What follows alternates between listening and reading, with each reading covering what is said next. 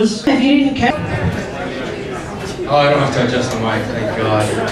Every other time I'm out here, I have to lower this thing. If you notice, I'm not very tall. In fact, I'm pretty short. I'm about 5 foot 8 inches. 5 foot 9 if you count all my inches. Haha, I'm just kidding. 5'10" easily. You know, there's pros and cons to being short, advantages, disadvantages. Can't really reach the high shelves at Home Depot. Do a mean R2-D2 impersonation. Seriously though, I mean, it must be nice being tall. You can dunk, you can reach high places. But there are definitely advantages to being short. Like, I don't have to bend over very far to punch a midget. And I know what you're all thinking. Andrew, what the fuck are you talking about? Why would I ever want to punch a midget? But bear with me for a second, because what you probably consider to be ludicrous, I consider to be a critical preemptive measure. Because I don't know if you realize this, but an average midget's eyes are an almost direct line of sight with your groin. What that means is that you're just one split second of madness, one misfire neuron in the brain away from having your balls shoot out of your ass. And I'm not going to wait for this little guy to make a move. I'm going on the offensive. That's all the midget humor from me. Hopefully there's none in the audience. I don't know, I haven't been able to see you. I recently moved in with my girlfriend. It's been working out pretty well. We love each other a lot. Equally important, we like each other a lot too. And for me, this is pretty rare because if you haven't noticed, I have a sense of humor that some women may call unusual. Some may call disturbing. And a few have called the police.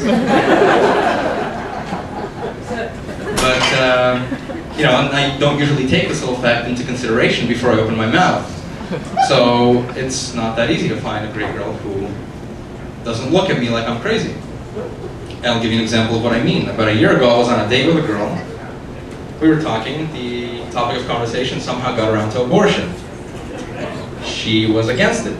But her exact stance, the quote she used was, "I don't believe in the intentional creation of something just to destroy it." And so, in a moment of sparkling brilliance, I said the smartest thing I could possibly say at that second, which was, "Well, what if you eat them?" What? How do you come up with something like this? This is my brain on the inside at this point going, "Let me out! I want to get off!"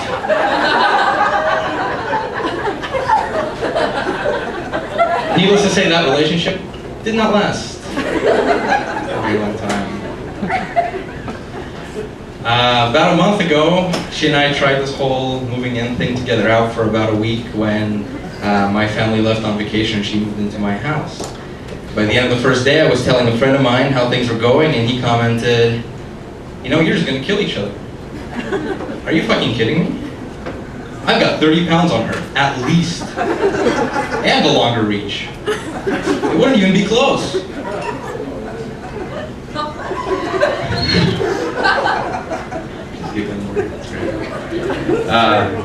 I'm going to apologize for my slightly non-politically correct sense of humor. I'm not from the politically correct United States originally. In fact, I come from that other freedom of bashing democracy. That's right, the Soviet Union. It was a land of opportunity. Do not die.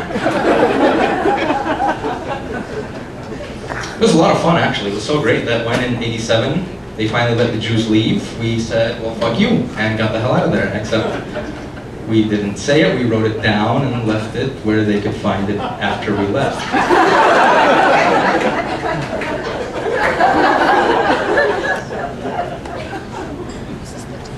I came here in '89, about a month before the Lone Crater earthquake. That's a great way to greet you, huh? Welcome to America, die! But you know what? I didn't mind it so much. I mean, when you think about it, no matter where you live in the United States or even the world, you've got to live with some sort of natural disaster. You know, we have earthquakes, the South has tornadoes, the East has hurricanes, Africa has, well, Africa. Hawaii has volcanoes and sharks. Europe has until very recently had Germany.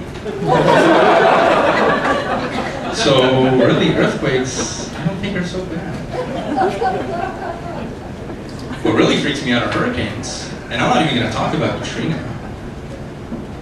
Because with earthquakes, I mean, they're spontaneous, you know. They kind of show up out of nowhere, and it's like, oh, fun, the ground is shaking. Okay, let's go cower under a table for a couple of minutes, and then it's over.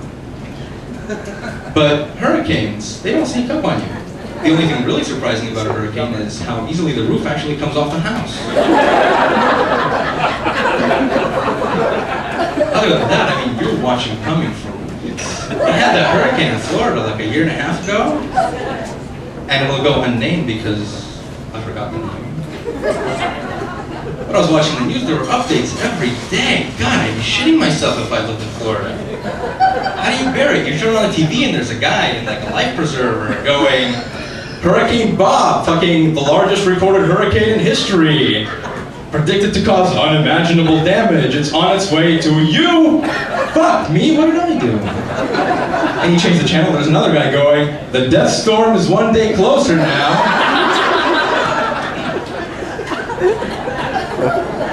How do you not leave the state?